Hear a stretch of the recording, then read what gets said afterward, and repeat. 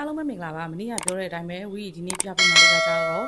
စမ်းတစိမ့် MAD ကုမ္ပဏီကထုတ်တဲ့စမ်းတစိမ့်လက်ရည်တမှုတွေလေးပဲဖြစ်ပါတယ်ရှင်လုံကြီးခွင်းလေးဖြစ်ပါတယ်2မီတာလုံကြီးခွင်းအနံကြီးလေးဖြစ်ပါတယ်ရှင်သူကလက်ရည်ပကြီးလို့ဘာလို့ပြောလဲဆိုရင်သူကတစ်ထည်ချင်းစီကိုလက်နဲ့ကိုစီးချထားတာဖြစ်ပါတယ်ရှင်တစ်ထည်ချင်းစီကိုလက်နဲ့စီးချထားတာဖြစ်တဲ့အကြောင်းမို့ဆေးရောင်ချထားတဲ့နေရာလေးမှာမညီမညာမတိမသက်လေးတွေနဲ့ဆေးစက်ကလေးကျနေတာမျိုးလေးတွေက handmade ဆိုတဲ့တမှုတွေ handmade လက်ရည်ပကြီးရဲ့အသက်ဖြစ်ပါတယ်ရှင်မျက်စိထဲမှာမြင်အောင်ပြောမယ်ဆိုလို့ရှိရင်တော့ပကြီးဆွဲတဲ့သူတွေပေါ့နော်ပကြီးဆွဲတဲ့အခါကျလို့ရှိရင်ဆေးဆက်ကလေးကြားတဲ့ပုံစံမျိုးသူ့ရဲ့အထည်လေးမှာဆေးဆက်ကလေးစွန်းနေရလေးရှိပါတယ်ဒါပေမဲ့အဲ့ဒါအစွန်းနေမဟုတ်ဘူးနော်လက်ရည်ပကြီးကြိုက်တဲ့သူတွေ handmade ကြိုက်တဲ့သူတွေရဲ့အသက်ကအဲ့ဒါမျိုးလေးတွေပါတာဖြစ်ပါတယ်ရှင်ဒါကကြတော့စန်တစိမ့် MAD ကုမ္ပဏီကထုတ်တာဖြစ်ပါတယ်အနံကြီးခွင်းကျဲ2မီတာလုံးကြီးခွင်းဖြစ်တယ်ပြီးတော့သူ့မှာအသားတစ်စိတ်ကလေးလည်းပါပါတယ်ရှင်ကုမ္ပဏီအသားတစ်စိတ်ပါပါတယ်ရှင်ဒါတွေက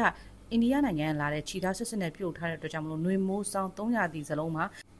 ຫນွေမိုးဆောင်300စီစလုံးနဲ့တင့်တော်တဲ့အထည်လေးဖြစ်ပါတယ်တမှုချီသားစစ်စစ်ဖြစ်ပါတယ်ရှင်ဒါလေးကကျတော့ဝီတို့ကကျတော့လက်လီရောလက်ကောက်ရောင်းပါတယ်ဝီရဲ့ဗီဒီယိုဖိုင်လေးတွေကိုအမြဲတမ်းကြည့်နေတဲ့သူဆိုရင်တော့သိပါတယ်လက်လီလက်ကရာထောင်ချီထိရပါတယ်ရှင်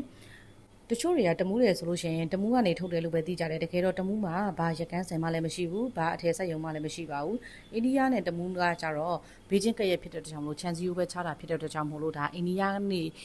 ကနေလာတဲ့အိန္ဒိယချီစနဲ့ရက်လို့ထားတဲ့အိန္ဒိယတဲ့စစ်စစ်တွေဖြစ်ပါတယ်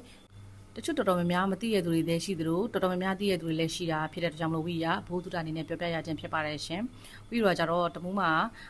နေတာဖြစ်တဲ့အတွက်ကြောင့်မလို့အိန္ဒိယနေပြီးတော့လာတဲ့အထည်တွေကတမှုကိုဖြတ်ပြီးတော့မှတဆင်မန္တလေးရန်ကုန်ဆိုပြီးတော့တက်သွားကြတာရှိပါတယ်ဝီတော့ကြတော့တမှုကနေပြီးတော့နေဆက်ကနေဖြတ်ပြီးတော့ဝင်လာတဲ့အိန္ဒိယအထည်တမှုတွေစစ်စစ်တွေကိုပဲရောင်းပါတယ်ရှင်ရန်ကုန်ထုတ်တမှုတွေတော့ဝီတို့စီမှာမရပါဘူးရှင်နောက်တဲ့ဗီဒီယိုဖိုင်တွေမှာဆိုလို့ရှိရင်လည်းဝီရည8:00နာရီတိုင်းမှာဗီဒီယိုဖိုင်တင်နေအောင်လို့ကြိုးစားသွားပါပဲနောက်တဲ့ဗီဒီယိုဖိုင်လေးမှာပြန်တွေ့ပါမယ်ရှင်